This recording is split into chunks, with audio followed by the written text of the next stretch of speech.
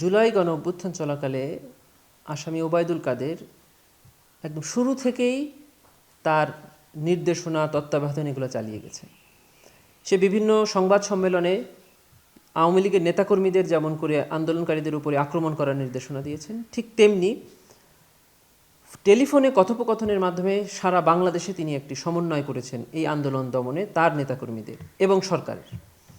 তারই অংশ হিসাবে তৎকালীন তথ্য প্রতিমন্ত্রী আরাফাতের সাথেও ওবায়দুল কাদের একবার কথা বলে উনি এবং আরাফাতের দুজনের কনভারসেশনটা ছিল এমন যে ওবায়দুল কাদের সাহেব আরাফাতকে বলছেন যে কি চলছে, এখনও এই টেলিভিশনগুলো এই মারামারি বা হতাহতর খবর দেখাচ্ছে কি করে, তুমি ব্যবস্থা নাও না কেন? তখন আরাফাত সাহেব বলছেন যে আমি অলরেডি ওদেরকে বলে দিয়েছি যে এরপরে যদি কোনো টিভি চ্যানেল এই জুলাই আন্দোলনে কোনো হতাহতর ঘটনা দেখায় বা কোনো খবর প্রচার করে তাদেরকে আমরা পুরোপুরি বন্ধ করে দেব। বাংলাদেশে এই চ্যানেল আর কোনো দিন তাদের খবর প্রকাশ করতে পারবে না। উনি এটাও বলছেন যে আমি অলরেডি কয়েকটাকে বন্ধ করে দিয়েছি, তারা এই হতাহতের খবর প্রচার করেছিল, এই জন্য অলরেডি আমি তাদেরকে বন্ধ করে দিয়েছি। ডকুমেন্টারি এভিডেন্স থেকে দেখা যায় যে আমরা 4টি টিভি চ্যানেল থেকে প্রাপ্ত তথ্যের ভিত্তিতে দেখেছি যে এই জুলাই আন্দোলনের সময় বিভিন্ন তারিখে এই চ্যানেলগুলো কোনোটা 2 ঘন্টা, কোনোটা 3 ঘন্টা, কোনোটা 1 ঘন্টা করে বন্ধ রেখেছিল। এটা সরকারের নির্দেশনায় এই মর্মে তারা একটা সার্টিফিকেটও আমাদেরকে দিয়েছে যে এই 4টি চ্যানেল বিভিন্ন সময় তারা বন্ধ রাখতে বাধ্য হয়েছিল। এবং আরাফাত সাহেব আরেকটা কথা বলছেন যে বঙ্গবন্ধু স্যাটেলাইটের মাধ্যমে অলরেডি আমরা এরকম একটা নির্দেশনা দিয়ে দিয়েছি যে যদি কেউ এটা দেখায় অটোমেটিক্যালি সেই চ্যানেল এরপরে বেশ কিছুক্ষণের জন্য বন্ধ থাকবে।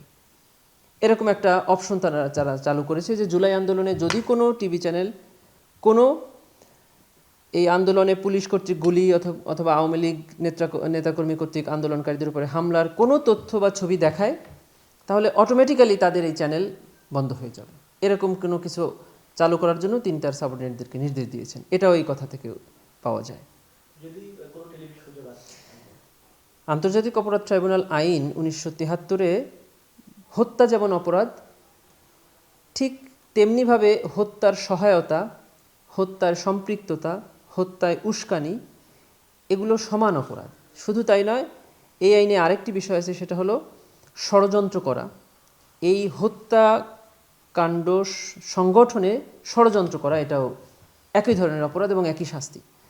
আমরা এখানে দেখতে পাচ্ছি যে এই যে জুলাই আন্দোলনের ছাত্রদেরকে হত্যা করা হচ্ছে, এই হত্যাকাণ্ড যেন মানুষ জানতে না পারে, এই জন্য যেমন ইন্টারনেট বন্ধ করে দেওয়া হলো, ঠিক তেমনি টিভি চ্যানেলকেও সেন্সর্ড করা হলো এবং হুমকি দেওয়া হলো তারা যেন এই খবর প্রচার না করে।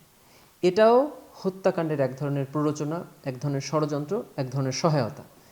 এবং আমরা যেটা বলি যে একটা সাধারণ অপরাধ যখন সিস্টেম ক্রাইম হয়ে যায় তখন এটা মানবতা বিরোধী অপরাধে পরিণত হয়।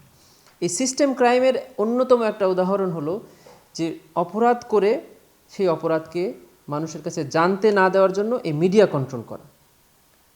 এই মিডিয়া কন্ট্রোলও এই আইনের অধীনে একটা অপরাধ হবে। এই আর্গুমেন্ট আমরা ট্রাইব্যুনালে করেছি এবং সামনেও করব।